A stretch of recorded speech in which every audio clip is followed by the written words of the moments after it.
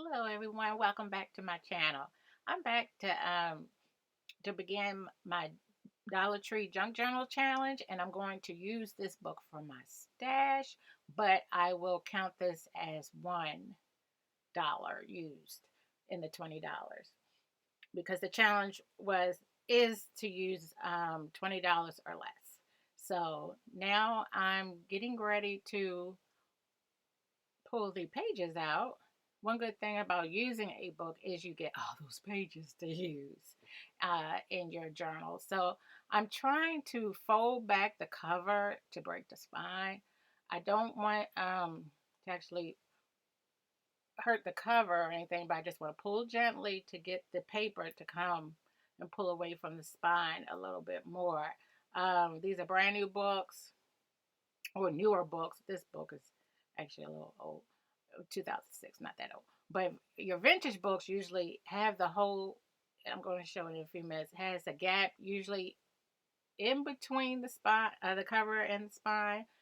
And here, see, I'm trying to get that gap right here. I'm trying to pull, and it's a little hard because it's glued tight, but there it is. I've pulled it enough on this side where, you can see the hole. That's what we want. And so I'm going to begin to use my craft knife to cut in the seam. Taking care not to cut the cover. And I have done that before. I have cut the cover. But I put it back together, and that's pretty easy to do. But because I don't want to, I don't want this book to be big because we're only using Dollar Tree items. So I like the length of the spine, so I don't want to enlarge the spine or lengthen the spine.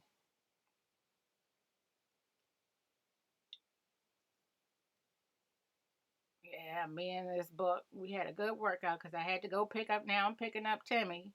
My Tim Holtz snippets to get in there a little better.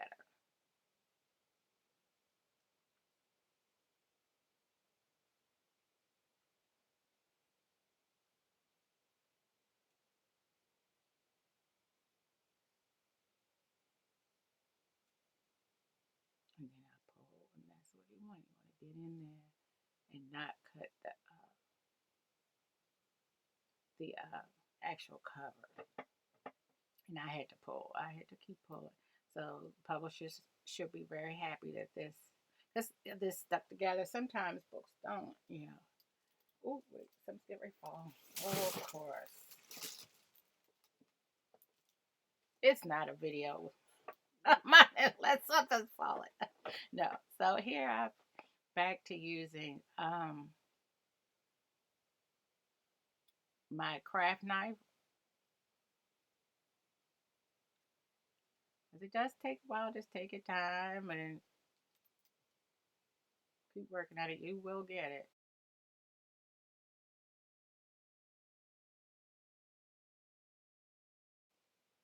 Okay, all the pages are removed, and this is great because now I have all this paper to use.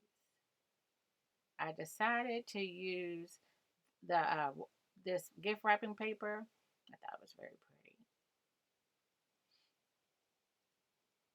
and I double sided it. I mean, I didn't double. I layered it so it'll be 2 ply. And now I'm going to use the Crafter Square double-sided tape. And if you have double-sided tape from another place, the Jessica's not making the rules strict that the things that you need to put together the journal doesn't have to be from the Dollar Tree, like glue and all that kind of thing. So I'm putting the double-sided tape all the way around and in the middle.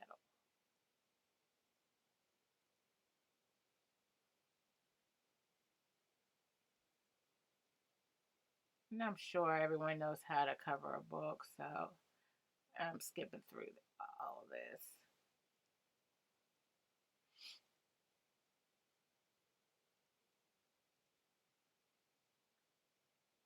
And because it's 2 ply, I am making sure that all the glue is adhered. You know, all the bubbles are out. And I used Eileen's because you want to use probably not a wet glue, a water-based glue because they will bubble. But if you like bubbles, that's great because it depends on what kind of look you want. Um, and I was telling you, yeah, I miter the edges. Everybody knows how. I'm sure you know how to cover, the book. And I'm going to use the a part of the wrapping paper is the end part of it for the inside of the journal. Here I'm going to demonstrate the twine method. Um, so I can add the signatures. I'm only going to add 2 signatures because the spine isn't very large, and I purposely wanted it that way because we're using limited supplies, or I'm using limited supplies. So I didn't want an overly thick journal. So I'm showing you the twine method again. You well only That's where I'm talking about how I didn't want the width of the spine to be very large. You hold one end, and you go around twice. I have to go around that many times.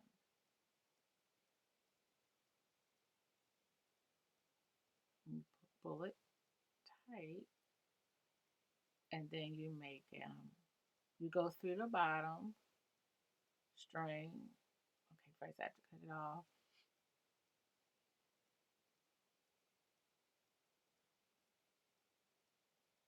And you take one side of my right hand and you take it underneath and you meet it and you tie it off.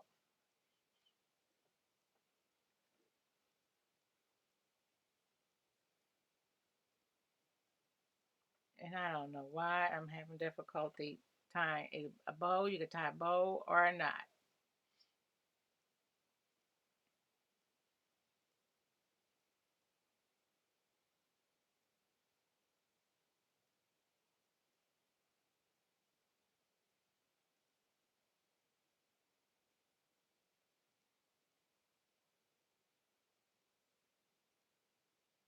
Then you want to make sure the strings are in the middle.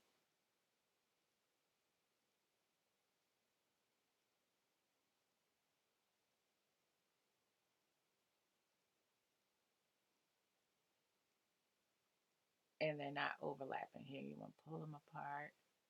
And see, it's 2 strings. So I could put 2 signatures underneath.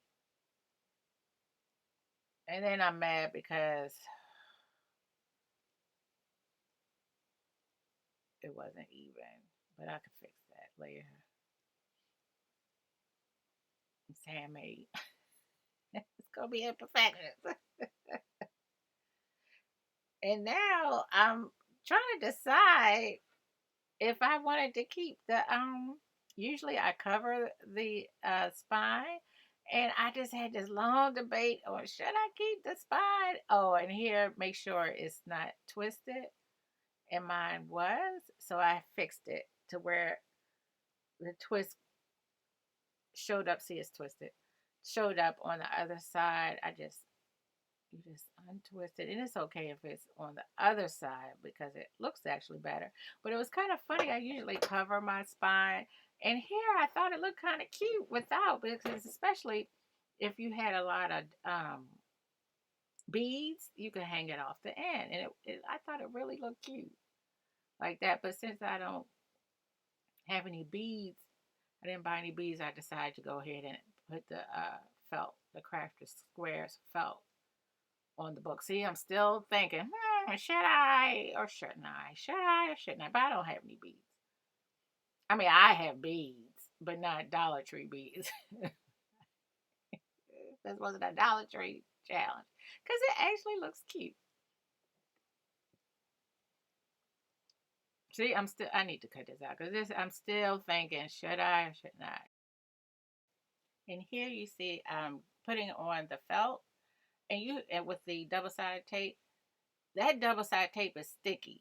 And this felt just, uh, it laid down kind of, I know you're not seeing it. It just laid down where it wanted to lay down, and it wouldn't come back up. So it's a little uneven, and I'm angry, but there it is.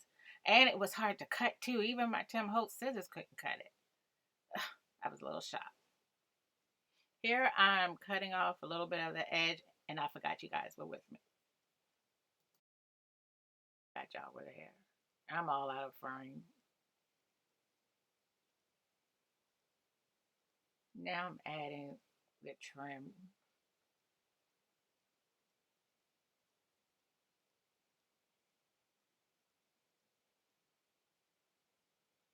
It's not even, but that's okay. And I'm adding the double-sided tape down for added security. So make sure that it sticks down and stays down.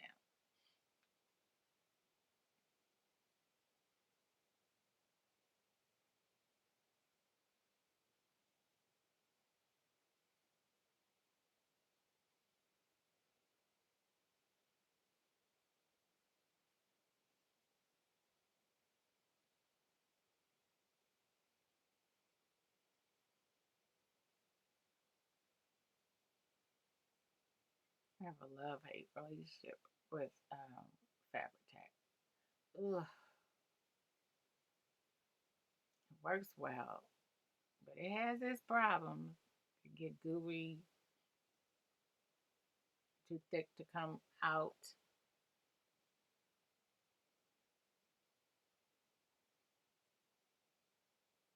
And then I do the other side.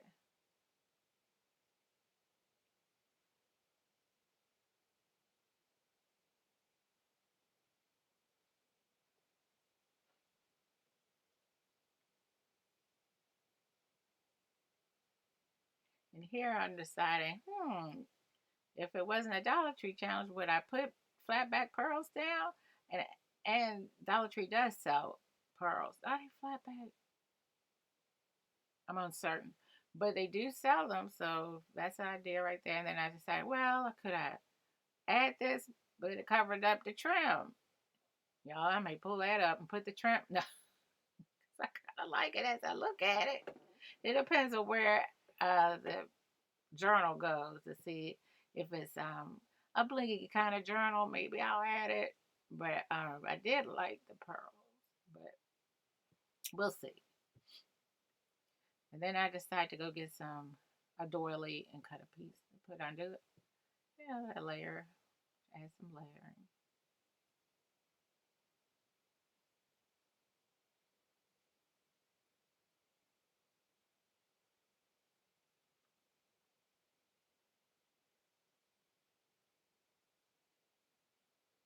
And here comes those flat back pearls again. Now those flat back pearls are from Hobby Lobby. It's a big old tub.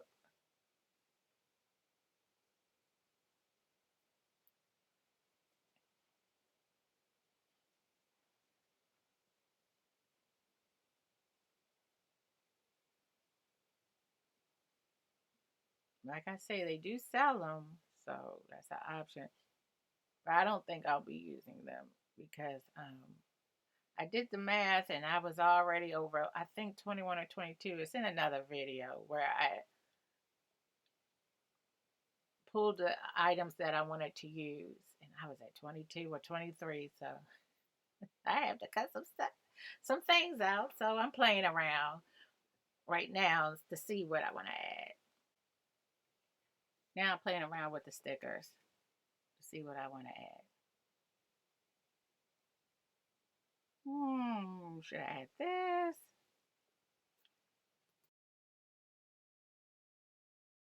Let's see. Maybe add the birdie. Uh, how about the butterfly? Maybe the butterfly. Well, we'll see. And then I end up taking it off. And so thank you for watching, everyone. I'm not done, so stay tuned for the next part. I'll see you later. Bye.